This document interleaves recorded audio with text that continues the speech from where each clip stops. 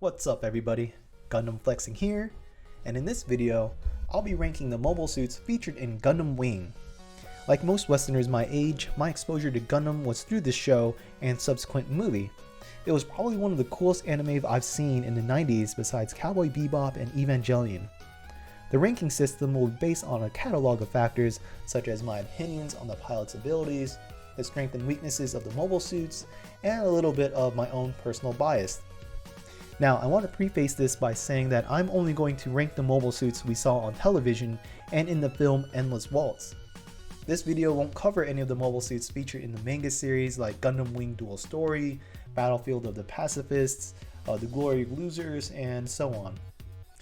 The left side of the video has our tier lists with S at the top being the strongest and most capable mobile suits, while F at the bottom is for the weakest and least capable mobile suit.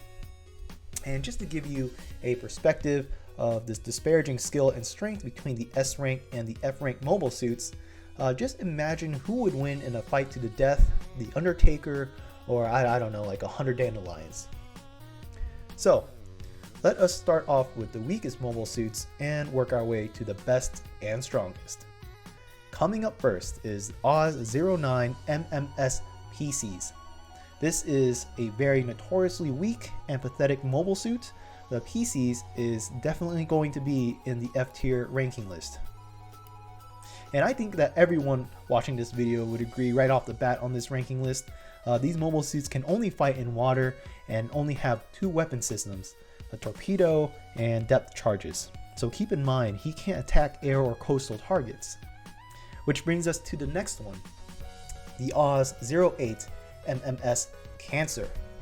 This is another notoriously weak and pathetic mobile suit, and he's basically the aquatic older version of the PCs. However, I placed this mobile suit just slightly above the PCs because he has the ability to attack air and coastal targets. And by no means is this a leap forward from the PCs, but if given the choice, I would definitely choose the Cancer over the PCs.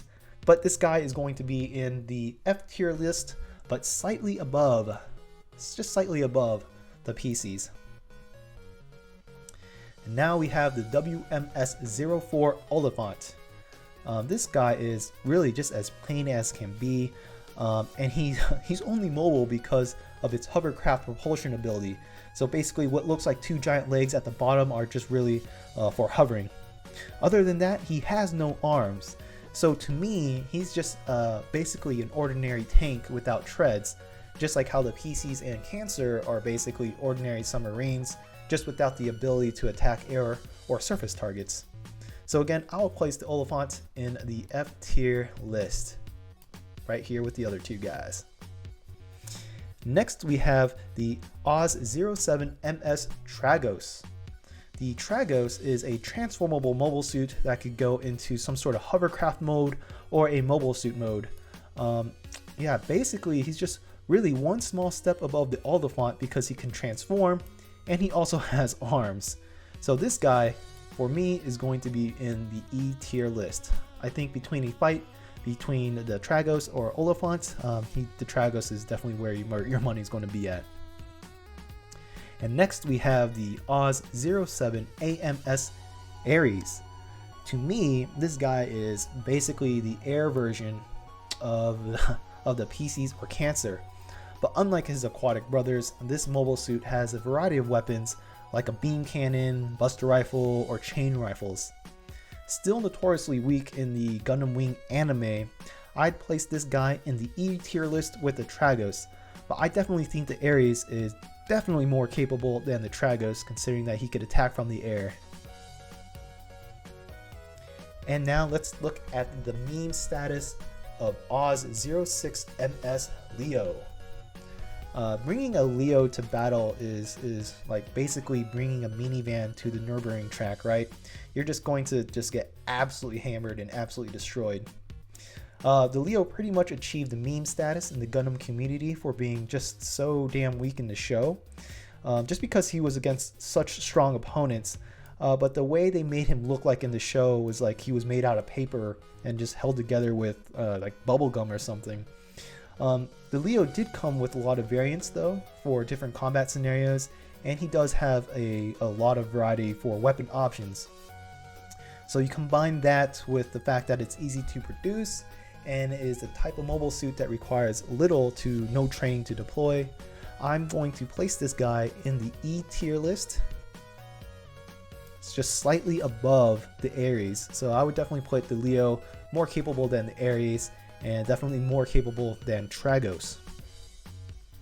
And now we have the WMS03 MAGNA right here. This guy is basically the desert combat version of the Leo. However, one advantage that he has above the Leo is that he is equipped with anti-beam coating to protect itself from beam weapons. So for that, I would actually place him between the D and E tier lists. So more capable than the Leo in my opinion, only because he has defensive abilities and anti-beam coating. So in a one-on-one fight against the Leo, definitely my money would be with the MAGNA. Now let's look at the MS01 Serpent right here. This guy is pretty much like the mini-me of heavy arms, or a steroided upgrade version of Leo. Despite being another cannon fodder type mobile suit, the Serpent is much more heavily armed and in my opinion much more dangerous. I think he would put up a stronger fight than the previous mobile suits mentioned and would fare much better in most combat scenarios. So for me, I place this mobile suit in the D tier list. And right here, just going to cover the Oliphant. Now, let's look at the OZ12 SMSHorus and the OZ02 MD Virgo. Now, let's put these guys right here and right here. So these two guys right here. These two are some very special mobile suits. The Taurus is transformable mobile suit which can reach incredible speeds in space, and the Virgo is a strong offensive and defensive weapon made out of Gundam metal. In addition, these mobile suits are controlled by an AI which removes basically any limitations a normal human pilot may have. So I would place these machines in the D, between the D and C tier list respectively. Here. And let's move this guy. There we go, right here between C and D. Next up, we have the OZ13 MSX1 Vallette and the OZ13 MSX2 Mercurius. Here is the Vallette right here, and here is the Mercurius right here. The Vallette and Mercurius are pretty much the yin and yang for offensive and defensive capabilities. The Vallette is an incredible mobile suit that has offensive abilities because he is pretty much equipped with a cannon almost as powerful as Wing Zero's Buster Rifle. And the Mercurius is a complement of the Vallette in terms of, he is a defensive mobile suit. He is equipped with planet defensors, which the Mercurius can protect itself, and the Vallette with electromagnetic shields. But as cool as these two mobile suits are, to me they are basically just one-trick ponies. You can't have one without the other because either you're in offensive mode or you have no offensive, or vice versa. Yes, they could probably defeat very easily any of the mobile suits in the lower tiers, but they would probably get absolutely hammered by any of the mobile suits mentioned ranked higher than them. So for that, I would place the Mercurius and the Vallette in tier C. Here, it's getting a little messy up in here, but yeah, I'd put them in tier C. And now we have the OZ00 MS Taugis. Personally, one of my favorite design in Gundam Wing. The Taugis for me would be ranked in the B tier list right here.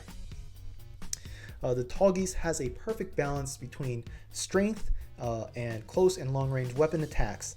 He's also incredibly mobile and fast because he's armed with super boosters.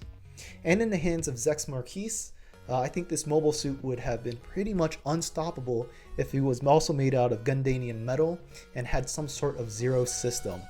So again, the Taugis for me is ranked in the B list tier. Now, let's focus on probably one of the most controversial portion of this video. Let's rank the main Gundams. So from here on out, we're only going to be ranking the main Gundam protagonists to include Epione. I'm going to probably rustle a few of your jimmies, but just hear me out at first. And all these Gundam mobile suits will be from the models in Eve Wars. So coming up first, let's talk about Gundam Epione. Right here. So without a doubt, Gundam Epione is a really cool looking mobile suit. He has designs of a dragon, and he could even transform into a mobile armor to look more like a dragon. Farther, he has an Epione system, which is pretty much the Zero system. However, he lacks long-range weapons. Plus, to me, he doesn't really have any unique close-range weapon systems that sets him apart besides his his tail-type attack weapons. And I feel that the Gundams ranked higher in this list would definitely give Epione a run for the money. So despite looking really cool, I'd be placing him in the B tier list along with the Taugis. Now I'm not certain between the Epione and Taugis who would fight better in a 1v1 battle, so at the moment I'm going to place them equally, right here next to the Taugis. And next we have Gundam Sandrock Custom. So apologies in advance to any of the Sandrock Custom fans, but I'm going to definitely be placing this mobile suit in the B tier list as well. To me, there isn't anything too special for me, just nothing special about the Sandrock. I mean, the only range weapon systems that sticks out is as an absolute unique advantage is his homing missiles. Other than that, maybe his anti-beam coating system would help him fight better against his peers, but I don't think it's going to give him enough advantage to make him give him a fighting chance. So I'm going to place the Sandrock Custom in the B tier list right here. Next we have Gundam Deathscythe Hell. I would place the Gundam Deathscythe Hell between the B and A tier list. And yes, the Deathscythe Hell has an awesome cloaking system. He's stealth, and obviously he has a really cool Deathscythe. However, because of all this, he's really meant for a close range fight. In a fight against other Gundams with superior long range weapons, I feel that these limitations would really hinder his options to fight well against his long range peers. So again, I'm going to place him between the B and A tier list. Next we have the Ultron Gundam. The Ultron Gundam has a strong close range and long range weapons. For close range weapons, he has these Dragon's Fangs, which can make him extremely deadly all the way up to medium range since they can extend. Plus, they also can be extended with flamethrowers attached to them. He has a shield, a trident, and even 2 beam cannons. And let's not forget that the Ultron Gundam is also piloted by the talented and deadly martial artist Cheng Wu Fei. So to me, this makes the Ultron Gundam even more deadly. So overall, I'm going to place the Ultron Gundam in the A tier list right here. And now we have the Gundam Heavy Arms Custom, one of my first Gunpla model kits I've ever built as a kid. Most video games would have some sort of balancing system. Like for example, if a DPS character is high in dealing damage, then the character is balanced out by having low armor or low health. However, I think the Gundam Heavy Arms Customs has pretty much the best of both worlds. He has the ability to deal massive amounts of damage while being nearly unsusceptible to actually taking any damage. So for me, the Heavy Arms Custom is going to be between the S and A tier list. I think in most 1v1 battle scenarios, the Gundam Heavy Arms would beat any of the other main Gundams in the lower tier. I know this might be a controversial statement, but this is like the Gundam that doesn't have to reload at all, period. He could just hold down the trigger and keep his distance. This dude could expend thousands of rounds, missiles, rockets, whatever, in a matter of seconds. So because of that, I think he can nullify any close range advantages of his opponents, like Deathscythe Hell, Sandrock, and whatever. So again, I'm going to place Gundam Heavy Arms Custom between the S and A tier list. And then finally, obviously, is going to be Gundam Wing Zero. He is absolutely going to be in the S tier, and he's the only one listed in the S tier. Hero is the pilot, and he has proven to be a very capable pilot with extraordinary abilities and combat skills. So you couple that along with the Zero system, he's just probably that 1% pilot, just cut above the rest. And you combine this incredible fighting potential of the pilot with a Gundam that can transform into pretty much a fighter jet, could wield the twin buster rifles, which are one of the strongest weapons in the Gundam Wing series. This makes Gundam Wing Zero, again, just a cut above the rest. Wing Zero can match most speeds of the fastest mobile suits mentioned. He's just as armed, as powerful as all the other mobile suits in the lower tiers, and he could amplify the skills of an already deadly pilot. So without a doubt, Wing Zero has no limitations, again making him the only one in the S tier ranking list by himself. So that's pretty much all I have in this video. Again, Wing Zero is definitely the strongest and most capable mobile suit of them all, while the PCs is definitely the weakest of the mobile suits in the entire series. I'm certain you're going to rank these mobile suits much differently than I, so just post your thoughts below and let me know why I'm either right or wrong with certain categories or with my certain rankings. Other than that, thank you all for watching, and I'll see you guys in the next video. Peace out.